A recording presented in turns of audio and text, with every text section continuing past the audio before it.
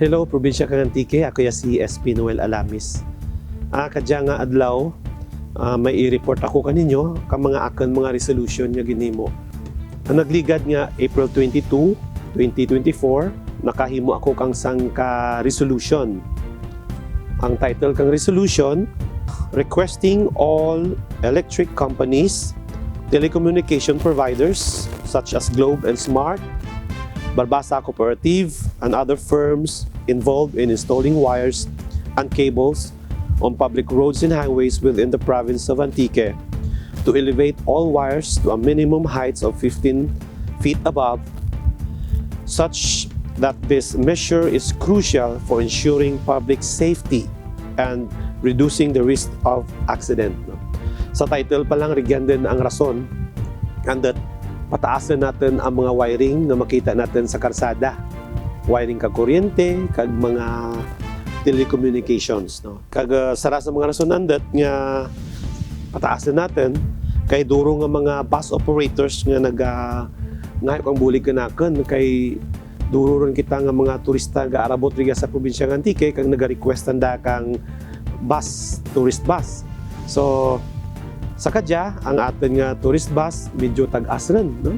Kung makita natin, patas kang kijad na medyo new model na, taas rin na, kag tendency na gid nga naga-bungga sa wiring. Kag ang pinaka-importante nga andit nga pataasan natin, ang ambulance natin, no? Sa kadya, kita kato daw na ba ambulance yan, nagtagas rin. Hindi man malabutan na, pero may mga cases nga mahanginan ang wiring, gamay lang mahanginan, malaylay.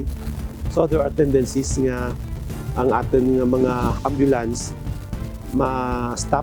Siyempre, ayuso na pa ito, basi ano matabo rito. Ito ang kabuhi ang taho, no, nagaltang sa alang-alang tenged sa naba nga mga wiring.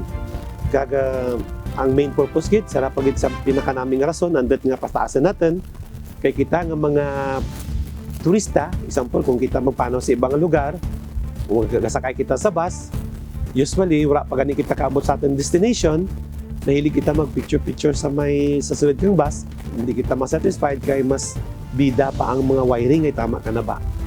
So, thank you so much kay na nandiyan nga resolution ko na aprubahan rin, kag co-sponsor ko si ang ating Vice Governor Edgar Ed Denosta.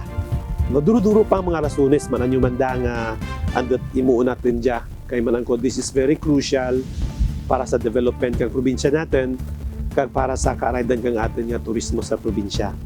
Kag this resolution was seconded by my fellow board members, Honorable Dimamay, Honorable Molina, and Honorable Ilio. Thank you sa inyong tatlo pag-second the motion kang akin nga resolution.